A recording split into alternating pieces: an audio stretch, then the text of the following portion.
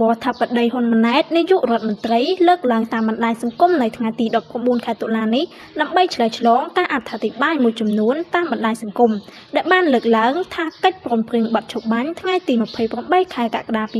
2025និងកិច្ចព្រមព្រៀងសន្តិភាពនានាខាងមុខ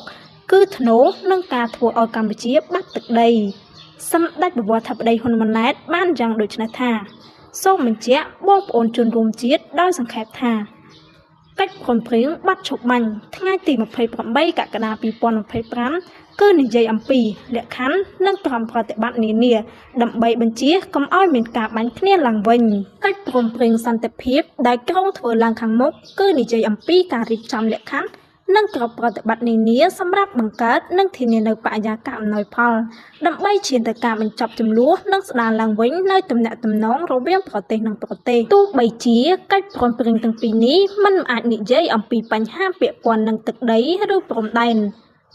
ក៏មិនមែនមានន័យថាភាគីណាមួយត្រូវយល់ព្រមបោះបង់សិទ្ធិស្របច្បាប់ក្នុងការគ្រងទឹកដីដែលស្ថិតនៅក្នុងដែនអធិបតេយ្យភាពរបស់ខ្លួននោះទេ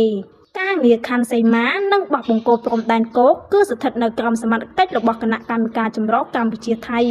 GBC ដែលត្រូវដោះស្រាយដោយសន្តិវិធីស្របតាមច្បាប់សញ្ញាអនុសញ្ញានិងកិច្ចព្រមព្រៀងដែលមានស្រាប់រវាងប្រទេសទាំងពីរកម្ពុជានិងថៃសរុបដីខ្លីសូមបញ្ជាក់ជូនបងប្អូនជនរួមជាតិថា 1. កម្ពុជាបានឯកភាពលើកិច្ចព្រមព្រៀងណាមួយដោយរាប់ទាំងកិច្ចព្រមព្រៀងបាត់ឈប់បាញ់ថ្ងៃទី28ខែកក្កដា2025និងកិច្ចព្រមព្រៀងសន្តិភាពដែលក្រុងចៅអធិលេខានៅពេលខាងមុខដែលធ្វើឲ្យបាត់បង់ដែនអធិបតេយ្យភាពនិងបូរណភាពទឹកដីស្របច្បាប់របស់កម្ពុជា 2. រាជរដ្ឋាភិបាលកម្ពុជាមិនដែលបានភ្លេចឬបោះបង់កាតព្វកិច្ចនិងសិទ្ធិស្របច្បាប់របស់ខ្លួនក្នុងការពារដែនអធិបតេយ្យភាពនិងបូរណភាពទឹកដីកម្ពុជាដែរ